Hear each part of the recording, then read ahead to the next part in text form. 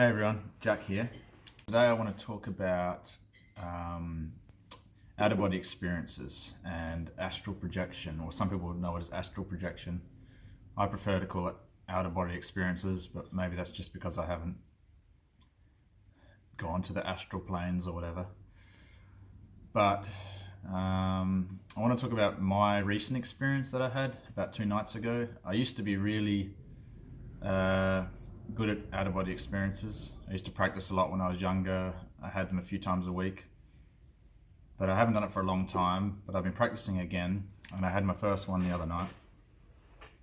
So this is going to be about my experience and just thinking about what is an out-of-body experience. Is it you actually exiting your body into the physical world as it is, moving around in that, or is it your brain just recreating the physical world, or is it a bit of both? I don't really know. I mean, I don't know if anyone can know that, but yeah, I find it fascinating and interesting. If you don't know what an out-of-body experience is, or an astral projection is, the way I see it is it's where your body is paralyzed through sleep, and you become aware that you're asleep, and then you leave your body via your spirit body or your dream body or whatever it is, your mind, your consciousness, and you are able to walk around and perceive the world around you while your body's asleep. And you can walk through walls, you can fly, do all sorts of stuff. Some people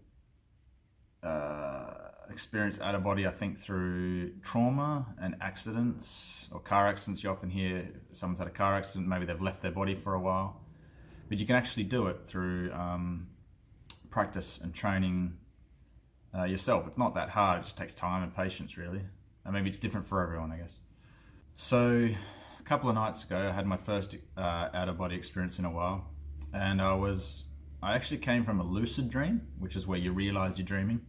And I kind of partially woke up from the lucid dream, and I could feel my body in my bed, and I thought I was just awake at first, but I could feel my phone in my hand, and I thought, this is kind of weird, like, why is my phone in my hand if I'm awake? And at that moment I thought, hang on, maybe I'm not awake yet fully. And I just sort of rolled over. There's different techniques to get out of your body, but when I used to do it a lot, I'd found rolling over the best method, and I haven't done it for years, but it just seemed to work again. So I rolled out of my body and kind of fell onto the floor, I guess, or didn't really fall, but just kind of put my feet on the floor, I think. I can't remember the specifics there. But I still had my phone in my hand. I was like, yeah, I'm pretty sure this is, I'm still asleep. My physical body is asleep. So I started to walk, and I could feel the blanket. I was getting tangled in the blanket, and I felt like I needed to get this blanket off of my feet in order to be, I feel like that was kind of like, it felt like that was an attachment still to my physical body somehow, the blanket. And I needed to, I don't know, it's just the way it felt. Sometimes you just feel these things in a dream state or whatever. So I grabbed the blanket, and my vision wasn't that clear yet. I could sort of see like tunnel vision, but it was sort of dark on the outside. And I always found this when I first left my body. My vision takes a while to become clear. So I pulled the blanket off my feet. I thought that was going to be harder than it was, but it wasn't too bad. I just pulled it off. And then after that I felt more free. My son, Oscar, he's only about 1.5 years old. He was sleeping in his cot. So it's weird, because I was 90% sure that I was out of my body, but I still had to be very careful. I was carefully, it's a habit, I guess. I was carefully opening the door and closing the door again. If I did it again, I wish I actually looked at Oscar, because, but sometimes you're just in a bit of a hurry. I feel like I'm in a bit of a hurry. It's the first time I've done it in a while. So I closed the door quietly, and then I walked out of wanted to walk out of the house just to explore, really. But one of the things that was fascinating to me, especially after when I woke up, was as I started to walk, I heard my cat purring really loudly. and it was almost like it was inside my mind, like the purring, I could hear it. I wasn't even thinking about my cat at all. I was just thinking about getting outside, and I heard this loud purring, and I felt his fur brush up against me. So I find this part of my experience particularly fascinating because no one really knows how the out-of-body experience works. I think there's probably a lot of like scientific research on it and stuff. Some people believe that it's completely like a representation of the external physical world, and that when the difference between an out-of-body experience and a dream is completely internal and just mind created, and the out-of-body experience is external when you're in the physical world. But in my experience, every time I leave my body, it's a representation at least of the physical world, but things will slowly change, and elements that are not, in the dream, in the physical existence will start to manifest, whether it's through my mind or whatever. So I have kind of two theories. That one is that it could be the physical representation. You're actually exiting your body, like into the external world of your physical body, and you're moving through it, and then your dream mind starts to project things. Because one of the things that happened was, after I put down Marky, my cat, I went through the window. I still didn't want to wake up my son. I don't know why I was still holding on to that. But so I went through the front window instead, and I just put my hands on there and carefully went through, and I went through, and it felt like cool water going over me. In the past, when I went through walls, it actually hurt. It was like physical pain. It was weird. But this one felt nice and cool. I went through the window. And then I continued on to the street. We have a main road outside our house. And then I looked down the street, and then I saw like Lamborghinis and Ferraris coming towards me, and things, and then the houses over the road that weren't the houses that are there. So things started to, slowly change. Oh, and before I left the window too, we have a tree outside the window, a big palm tree, and but it was like it was a different tree. It was a nice big wide one with some green like moss or something growing around it.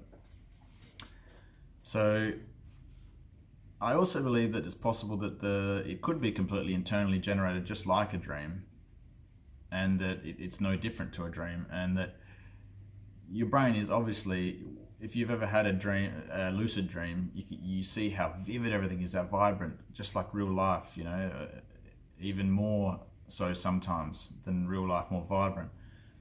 And so I sort of think that it could, your brain's obviously capable of just creating a surrounding. It's in your house every day. It knows exactly what your house looks like.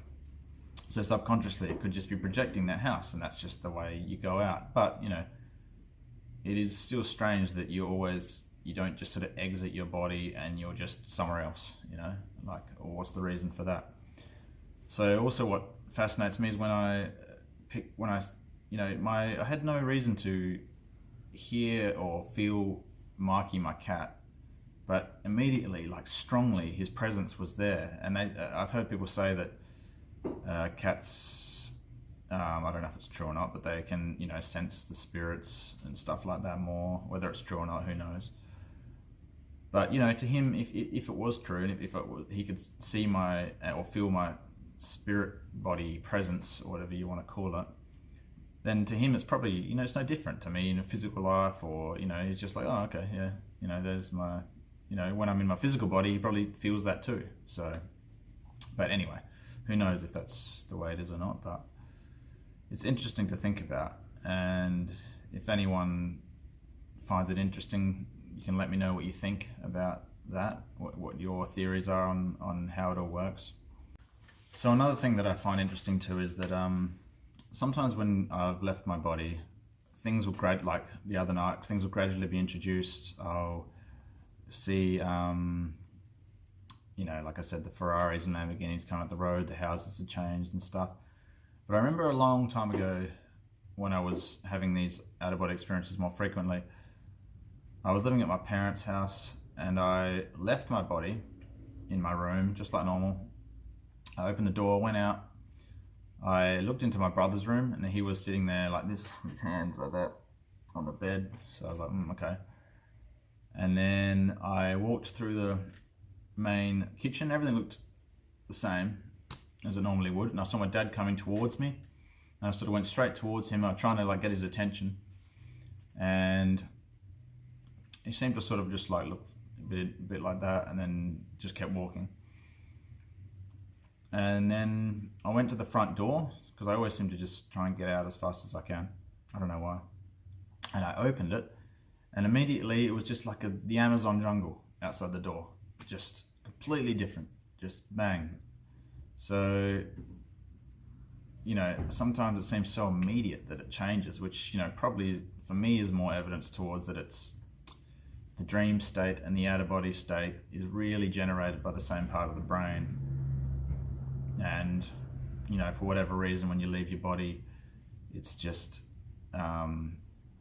it's just exiting. You know, it's just a recreation of the physical experience. Now, maybe there is a real out-of-body state that I haven't experienced yet, but the feeling of going out of your body is, for me, is the same as what I've read about. You know, it feels intense, like you kind of rip away from your body.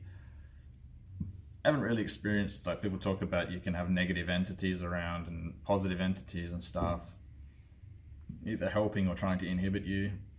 I haven't really had that. I mean, I had that in dreams and stuff, but, you know, so maybe I just haven't had the real experience yet, but I've had a lot of these experiences, and every time I exit, I feel my physical body, so I don't really see how it's much different. But anyway. Okay, so to finish off this video, I want to tell you about a book I'm reading. I'll leave it in the description. I forgot the author's name off the top of my head. But it's about astral travel and out-of-body experience. It's a real detailed account of this guy who's done it all his life. It's really good so far. I'm only a quarter way through or less. But he talks about this thing called a mind split experience, where he actually left his body and he went flying around, but he was also aware in his physical body. And he thought in his physical body that it just didn't work, that it was a failed attempt for an out-of-body experience. But then he was also aware that he was out of his body and flying around, and it's like, I couldn't comprehend it in my mind at first.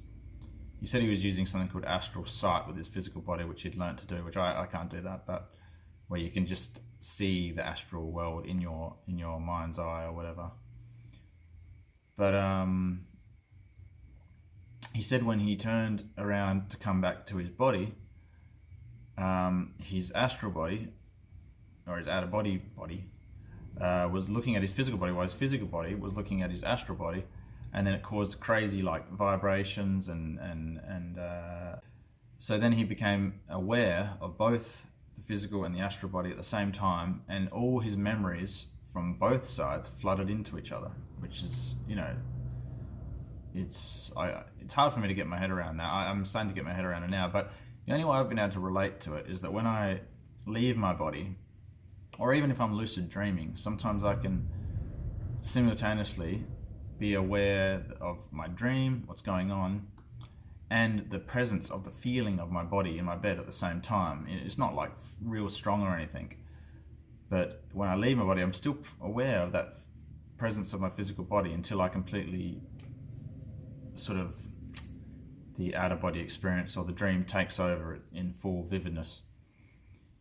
But I can see how those two sensations can sort of coincide, but I don't know whether that's the same as what he was talking about or not, but it's interesting anyway.